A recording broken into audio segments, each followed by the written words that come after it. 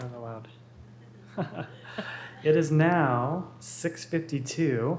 I am calling the meeting to order for the April 17th Redevelopment Commission meeting. If staff will please take roll call. Tyler Hudgens, Present. Brian Hamilton, Bo Bigelow, Here. Tyler Jones, Here. Peter Shaka. Mr. Chairman, we have a quorum. Having a quorum, we will go ahead and move into communications from citizens. At this time, members of the public may comment on matters not on the agenda. The commission's response is limited to responding to criticism, asking staff to review a matter commented upon, or asking that a matter be put on a future agenda. Do we have any requests from communications to speak? The answer is yes. If we can have Dora Elise come up to the front.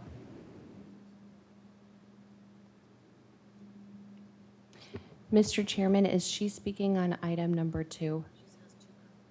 Or is one a communications from citizen and one is a item number 2? I have one for each. Thank you very much. I just wanted to verify. Proceed. Good evening. My name is Dorlise Machado Liddell. I am a Gilbert resident, and I reside in the Heritage District. What I'd like to ask of you and the commission, I would like to ask that the master plan and the design guidelines and also the sign guidelines, to have that as a priority, to speed that priority up. Because I feel that we are making decisions without the background and the backup for that. So what I'm asking and what I see, and as I read the master plan reflects the town's policies. So property owners and developers do not need to spend time and resources determining what they can and cannot be developed on any parcel. I think that's very important, because sometimes it seems that we are going in and changing and having to change text amendments and codes and things like that, because developers decide that they want something that is not in the plan. So if they're up front and they have knowledge and they can go in and review the design guidelines and review the sign guidelines and review the redevelopment plan, they're more informed. And then we will not be wasting time, their time, and also the public's time to come to the meetings, to research the items. So that's what I'm asking. In addition to that, when establishing the design guidelines, I believe that noise pollution must be part of the design guidelines. Whiskey Row is extremely noisy. They're noisy between 12:45 a.m. and 2 a.m. on the weekends. It's very difficult to sleep at that time. The more development that we have, they have to coexist. The development has to coexist with the residents. And the residents cannot live with a noisy situation. Although it is an entertainment district, it is also a residential district.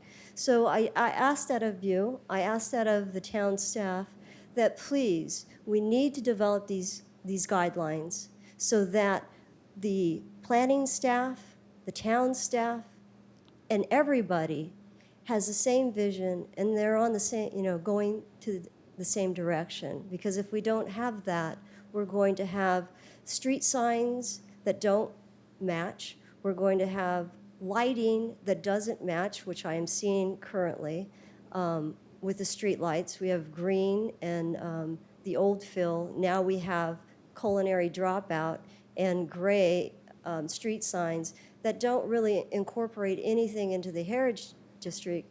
You think that you're at the culinary dropout when in fact that's taxpayers' money, and that should be part of the design. So I think that that's why it's so important that those are established, because without that, we don't have a vision. Thank you. Thank you, Doralise. Having no other communications from citizens, we will go ahead and move into our administrative items. First up, meeting minutes. Consider the approval of the minutes for the regular meeting held on March 20th, 2019. Do I have a motion for the Redevelopment Commission meeting minutes for March 20th, 2019? I motion to approve meeting minutes from March 20th, 2019. Do I have a second? I'll second that. Having a second, all those in favor, please say aye. Aye. Aye. Aye. Seeing that this is unanimous, the meeting minutes from March 20th, 2019 do pass. Now, per the advertisement dated April 2nd in the Arizona Republic to hold a public hearing, I will open a public hearing for item number 2, Z1904 LDC text amendment. Items will be heard at one public hearing, at which time anyone wishing to comment on a public hearing item may do so. Comments will be heard from those in support of or in opposition to an item. In order to comment on a public hearing item, you must fill out a public comment form indicating the item number on which you wish to be heard. Once the hearing is closed, there will be no further public comment unless requested by a member of the commission. After the public hearing, the commission may act on all items not requiring additional staff, public, or commission comment with a single vote. With that, staff, please proceed.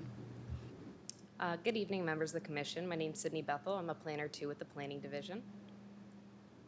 The request before you tonight is to recommend approval to the Planning Commission for a request to amend the land development code related to the addition of new nostalgic or historic rooftop signs within the Heritage Village Center zoning district.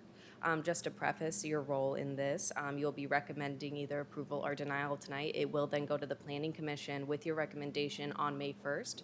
After that, it will then, with the Planning Commission's recommendation, go to Town Council on May 16th. So that would be final approval. So this is all tentatively scheduled, but that is the timeline that we have scheduled currently. Some context on the request tonight. A downtown interest has shared the idea for a nostalgic rooftop identification sign for the historic and symbolic center of Gilbert, which is the Heritage District. Currently, right now, our land development code prohibits rooftop signage, so it's not an item listed in our permanent sign types. When looking into other municipalities within the valley and across the country, many other municipalities do not currently permit rooftop signs. A lot of rooftop signs that are visible today are either restored or are on the National Registry. There are very few cities that actually permit new ones to be erected, but if they are typically in historic districts to bring back the nostalgic feel of the 50s and 60s when they were at their highest peak of popularity. The Heritage District has a very distinctive character that we believe this would be appropriate in. So to reiterate what I talked about previously, it would only be permitted within the Heritage Village Center zoning district. We believe that this type of sign would be supportive in this district, that we allow other types of projecting signs in neon and encourage this sense of place in this unique style. To go into some oversight of the draft amendment, the first item of it is where will these be allowed to be located. So up on the screen we just have our boundaries for the Heritage District. I do want to point out that we are limiting it to specifically within the HVC zoning district, which is shown here in pink in the center, and along Gilbert Road. So they'll only be permitted within that zoning district and on Gilbert Road within the Heritage District. They can only be placed on 3-story and taller buildings. Just a reminder that the maximum height in the Heritage District is 55 feet, and there are not many existing buildings above 3 feet currently, and that there will also be a separation requirement of 1,000 feet between each one of these signs. So to give you some context into the Heritage District and its size, from Juniper Avenue to Elliott Road, it's approximately 4,100 feet. So that would allow for somewhere between 3 or 4 signs approximately with this separation requirement. To go into some of the sign and other smaller standards, the sign area must not exceed 300 square feet. It is important to note that this rooftop sign will not be included in the overall HSP allowable sign area, so this is an addition to that for existing buildings. The height must not extend more than 10 feet above the roofline parapet. And the width must be greater than its height, and the copy must be mounted as stylized individual letters and graphics. So again, this is a brief overview of our standards for it. There are some more detailed elements to it for the proposal. So as I previously stated, the next steps would be to go to the Planning Commission with your formal recommendation, which will be presented to them on May 1st, and then Town Council will be on May 16th, and that would be for final approval if this timeline continues as it is planned. And the staff recommendation before you tonight is to recommend approval to the Planning Commission. And I am here for questions. Man, it's really loud tonight. So the water tower has become a very important part of the downtown and Gilbert as a whole, and so people want to be able to see that. That is a well-known icon for everyone in the East Valley and the West Valley, that Gilbert is based on the water tower, which almost was destroyed at one point in our town's history, and thankfully some people decided to keep that, and that's a great thing. And so from my perspective, I think it's important to preserve that. I'm curious if we eventually approve this and somebody proposes a signage that would prohibit the viewing, what would be the process with the Redevelopment Commission? Would we have the ability to say an upvote, downvote to that sign because it's obstructing the water tower?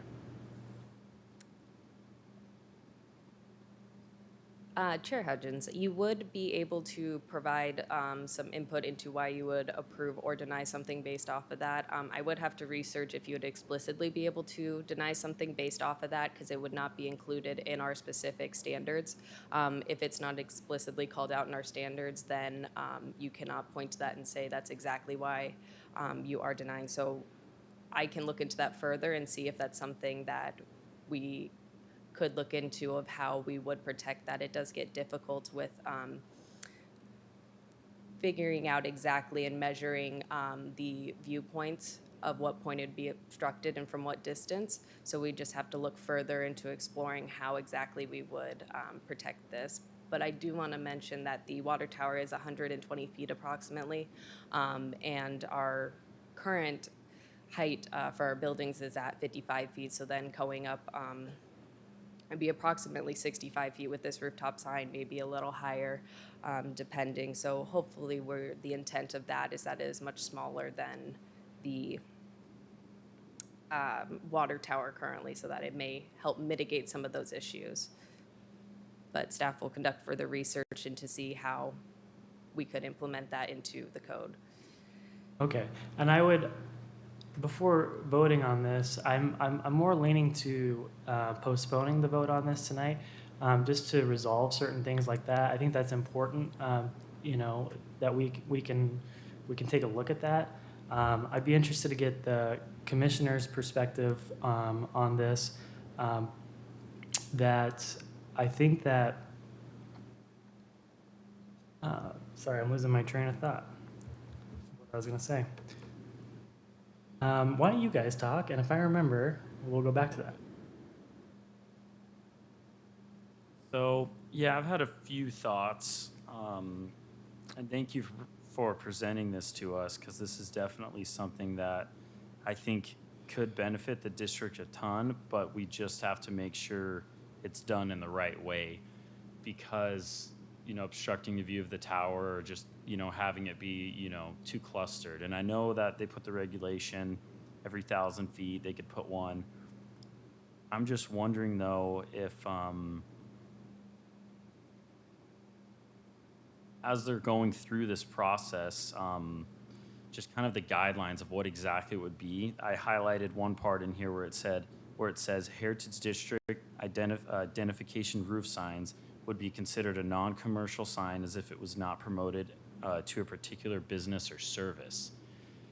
So obviously, Whiskey Row couldn't go 10 feet up and do a big one, or, Colenberg, none of them could do that with their name or logo. But what kind of comes to mind to me, I don't know if you guys are familiar with the motel in Mesa with the lady jumping off the pool or whatever. I just don't know what signs we'd be attracting or what we would be advertising to say, hey, this is what we want.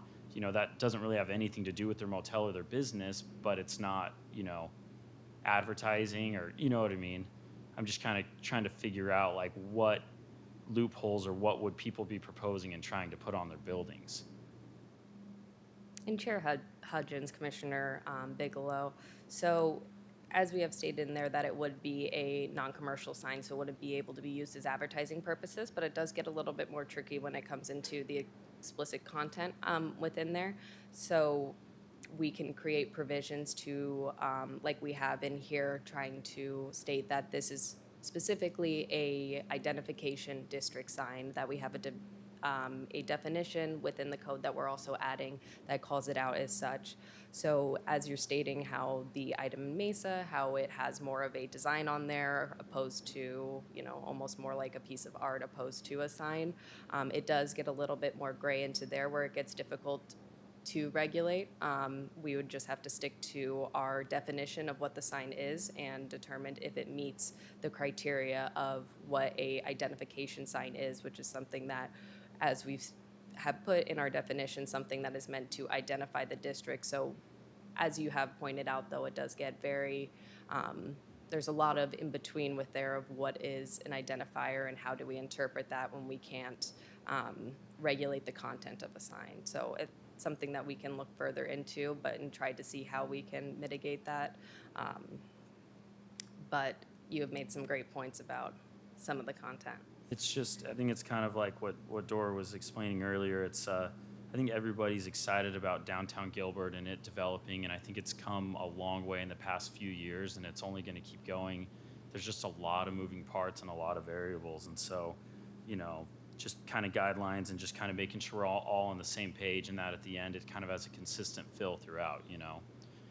One last question I have is, as far as the signs and the spacing, essentially what it would be is kind of first come, first serve. If this was to be passed or approved,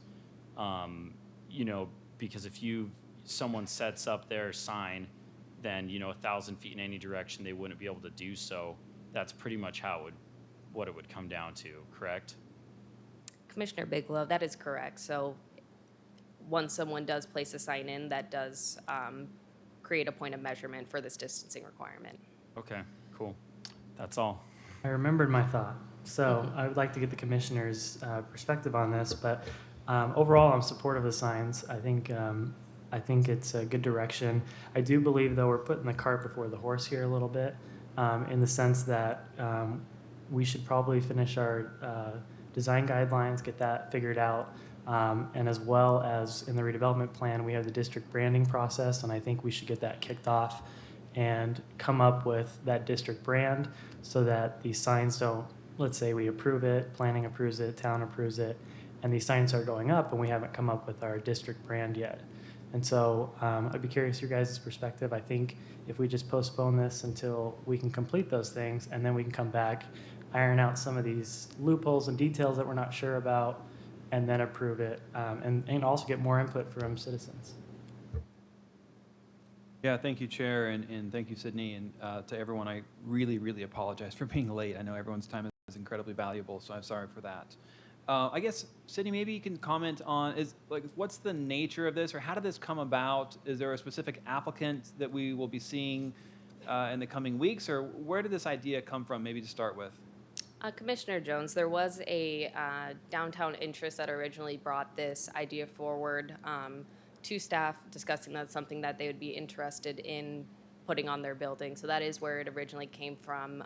Approximately a year ago, they did bring this idea forward. So staff has been researching how this would look in Gilbert, where it would be appropriate, if that would be appropriate down there. And this is the product of research and looking into it and discussing with that downtown interest. Okay, thank you. And second question was, and I believe it sounded like from the wording of this amendment that we would not be allowing billboards, but these would be individual letters, kind of as the examples that you showed us. Is that correct? Commissioner Jones, that is correct. So billboard backings would be prohibited, and we do have that currently in the code text right now as proposed. And then also we do have in there that it has to be stylized lettering, so that would mean that they would have to be individual stylized letters opposed to a billboard backer. Perfect, thank you. So I guess from my perspective, I agree here, I think, Chair, and I think for me, I guess the biggest thing would be that not to approve this and then immediately have an applicant without those updated design guidelines and have, I think at the end of the day, we need to have some kind of check or some way that we can ensure that what goes up, because these are going to become historical landmarks, and I think we need to be careful that we have some ability that it doesn't get amended, and then we have no way to stop the process for something that may not be in the best taste for the downtown district. Yeah, I mean, I agree. Like, I think the Mesa, girl diving off the pool is cool, and it's kind of iconic just because I would drive by it, when I was in high school. But I just like, it's too vague, I guess, to say like what exactly people would and wouldn't do with it, because that's a big jump, and I think any of those developers would be really excited to do something that would catch the eye over of the other buildings or all the other action. You know what I mean? With even with Topo and the Beaver on top, and just everything going on, I feel like they would get pretty creative on it. And if we could just get some guidelines to kind of say, hey, this is what we're looking for. If you want to do it, like, this is what we want, then it would just kind of help with that. Maybe one quick comment. I totally agree with that, and I think it's great to have this change and to kind of open this possibility, which today doesn't exist. So I think it is a good thing to move forward with something like this, as long as it means that it's somewhere along the line we can approve what actually gets put onto one of these boards. Yeah, and I'm glad we're having this conversation, because I think as the district's growing and there's more interest and more people wanting to be a part of the district, and we don't have a consistency or a consistent brand identified yet, people doing whatever they want. So I think it's just important that, hey, let's get the design guidelines all ironed out. Let's figure that out. Let's get our district branding off and running. Let's figure that out. And then we have something to work off of moving forward. Any other questions, staff? Any other comments? Okay, thank you so much. Thank you. Okay, and we have a member of the public that would like to speak. Doralice, if you'd like to come forward to the front.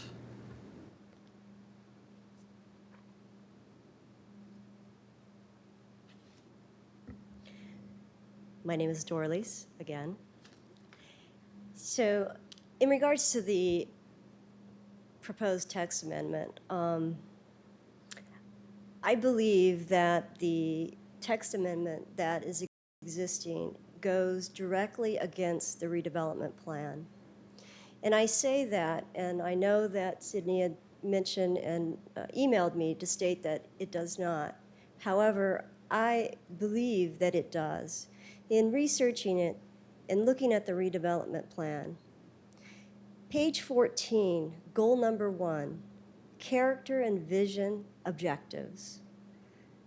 The preservation of the picturesque views of the water tower and Gilbert Road western storefronts. That's the first vision.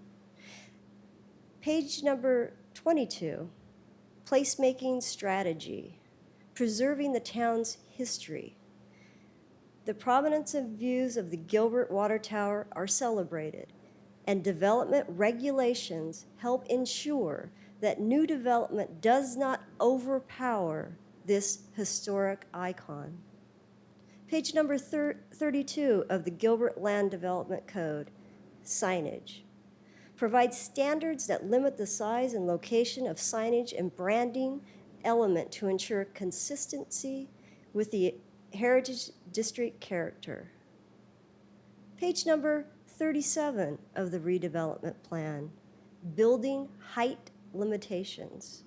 In order to preserve the views and prominence of the Gilbert Water Tower within the Heritage District, development of adjacent blocks indicated on the map, which is Gilbert Road and Vaughan, as well as the building fronting West Vaughan, should not exceed the maximum height of 55 feet.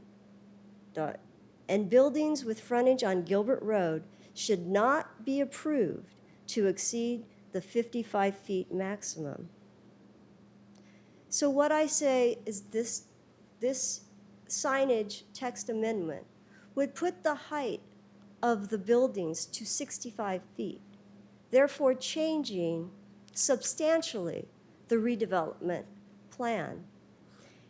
it is my opinion, if you change substantially the redevelopment plan, it's not my opinion, it's the law, that it has to go back to the, for public input through a redevelopment plan process where then you have to notify the property owners of this plan.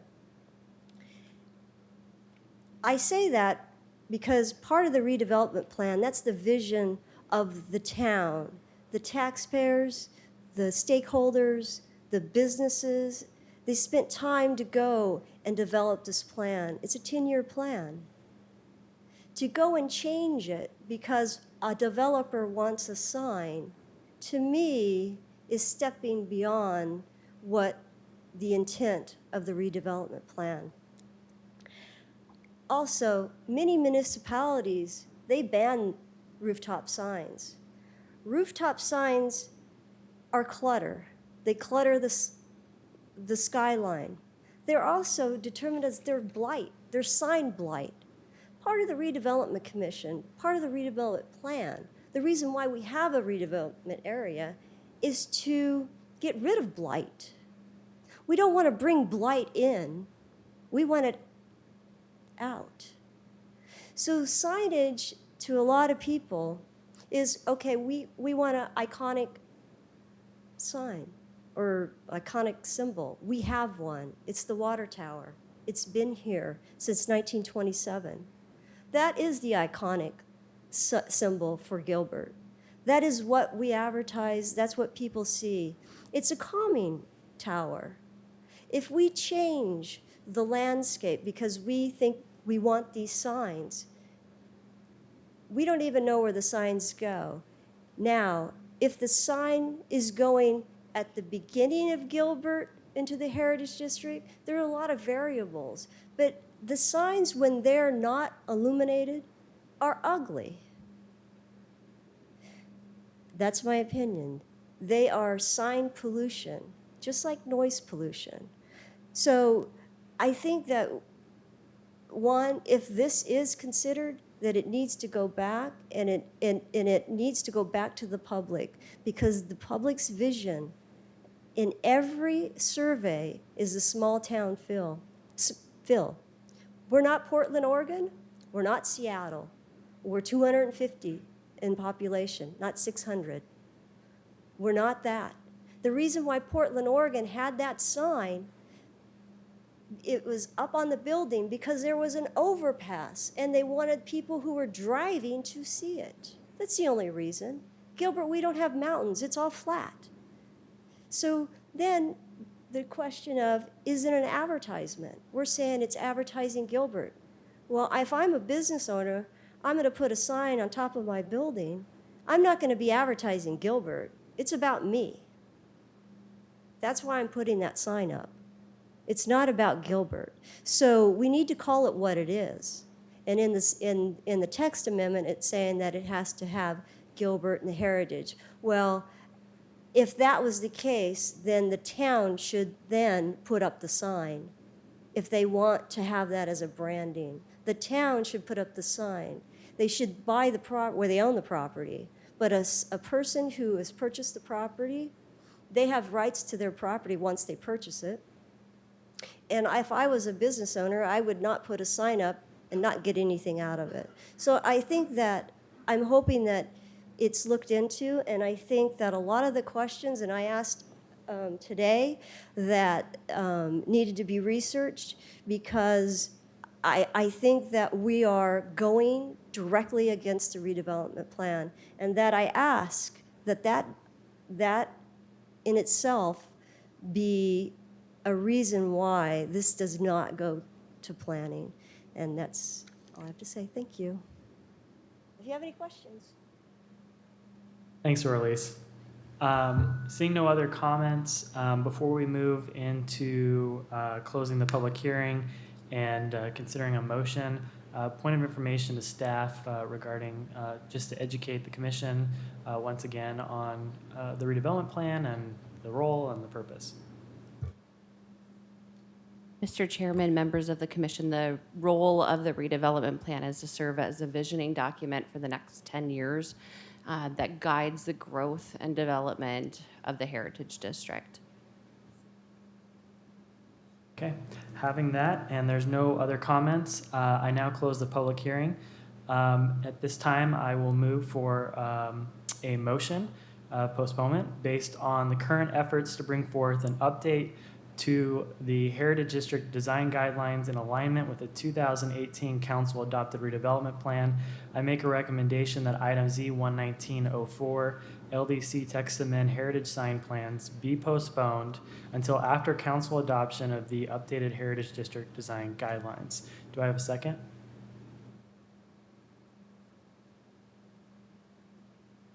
Or comment? Can I have a question about that? Can we get an idea on the timing of those guidelines to be published? Point of information, what would be the timing on the design guidelines and the district branding process?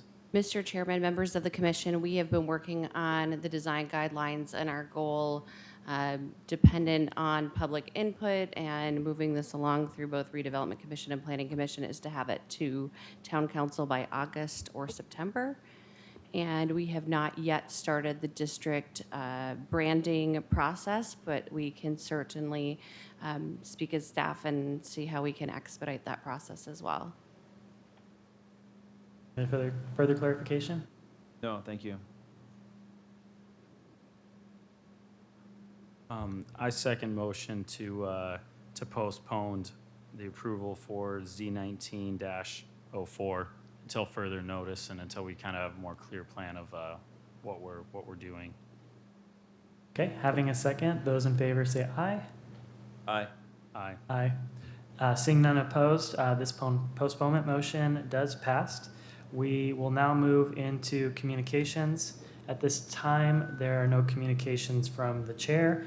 Do we have a report from our council liaison? Seeing none, do we have a report from our commissioners? Seeing none, do we have a report from our staff liaison? Mr. Chairman, members of the commission, I just wanted to give a couple updates. So Culinary Dropout is now open, and our 600 stall parking garage is now open, with the right-of-way improvements opening within the next week and a couple days. So by the end of April, you'll see both Hearn and Brycomp open as well. And I just wanted to remind staff that, or remind our commission that next week is Gilbert Kindness Week, so we will be celebrating kindness and acts of kindness in the Heritage District throughout the week, including at the Farmers Market and Made for Love Market. And so you'll see, and at our concert in the park. So you'll see a number of events that talk about Gilbert and the kindness of our community. Thank you. With that, we adjourn our regular meeting.